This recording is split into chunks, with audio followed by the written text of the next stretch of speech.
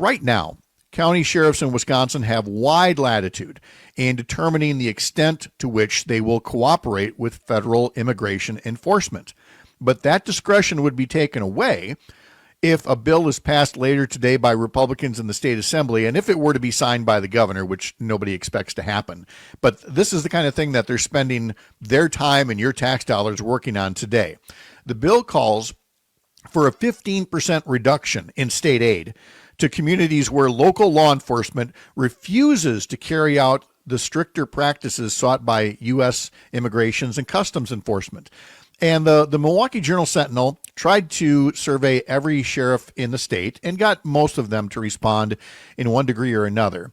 And you get this, again, this wide variety of responses from sheriffs, some of whom will say, look, unauthorized immigration is not a criminal offense. No matter how many times Republicans say they're illegal, they've committed a crime, unauthorized immigration is a civil violation. And yet that's where they want to put all of our resources.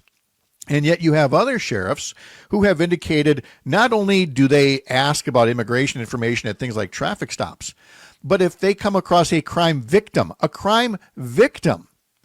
who is undocumented, they will report that person to ICE. And so people are less likely to report crimes that happen to them. And Hans, I know it varies from county to county, but the story in the Journal-Sentinel points out that some sheriffs are hearing from farmers and others saying, don't be doing this. I got hard workers here. They're doing their best. They're supporting families. Don't be going along with the political games of demonizing people with darker colored skin when there could be other ways to use your resources. I'm guessing you have similar thoughts on that bill. Yeah, well, this irritates me on a number of levels. You know, I was on the county board in Lincoln County for 10 years, and the last thing any county needs is another unfunded mandate, for starters. And this is basically, you know, Republicans in Madison actively, I don't want to use the word extortion, but I mean, we're getting close right here, right?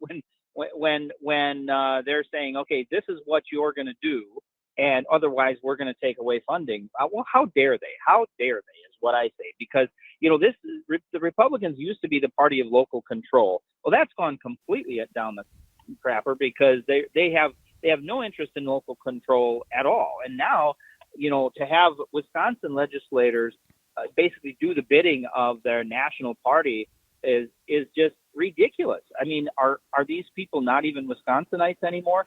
And then, you know, getting back to the root cause of this whole thing to begin with is it's this manufactured nonsense about, you know, immigrants, you know, committing crimes at a higher rate than anyone else. That's blatantly false. It's a lie. And so this whole deportation thing has been based on a great big fat lie right from the get-go. And that's what's so frustrating, is that we're creating public policy based on a falsehood that doesn't exist to begin with. Right, and just basing it all on racial profiling and other things that we don't have time to get into right now, but there are very dark places in some people's souls. Hans Breitenmoser, safe travels to you. Thanks for jumping on the line with us today.